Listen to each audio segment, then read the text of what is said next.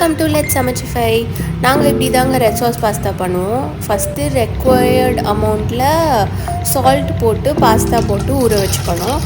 ஒரு 7 மினிட்ஸ் ஊற வச்சா போதும். அதுக்கப்புறம் பாஸ்தாவை வாட்டர் ட்ரெயின் பண்ணி எடுத்து ஓரமாக வச்சுருங்க. அப்புறம் கொஞ்சம் வெங்காயம், பூண்டு, பச்சை மிளகா.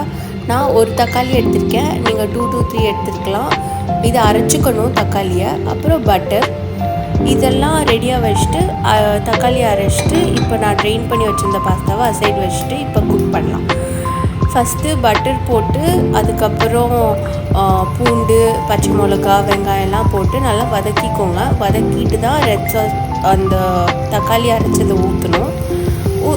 அந்த தக்காளி அரைச்சதை திக்காக வச்சுக்கலாம், நான் கொஞ்சம் வாட்டரியாக வச்சுருக்கேன். இப்படி தான் எங்களுக்கு பிடிக்கும். அதுக்கப்புறம் add-ons chilli flakes, oregano, salt, pepper, required amount எல்லாம் போட்டுக்கோங்க. பெப்பர் இஸ் ஆப்ஷனல், உங்களுக்கு வேணும்னா. எங்களுக்கு பெப்பர் போட்டால் கொஞ்சம் ஸ்பைஸியாக இருக்கும் அப்படின்னு.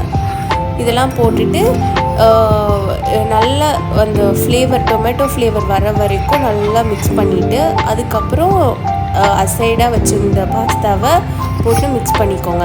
ஒரு 2 to 3 மினிட்ஸ் ஜஸ்ட் மிக்ஸ் பண்ணிகிட்டு இருந்தீங்கன்னா போதும். ரொம்ப பயங்கரமாக கலக்கக்கூடாது, பிகாஸ் பாஸ்தா மக்ரோனிஸ் உடஞ்சிடும்.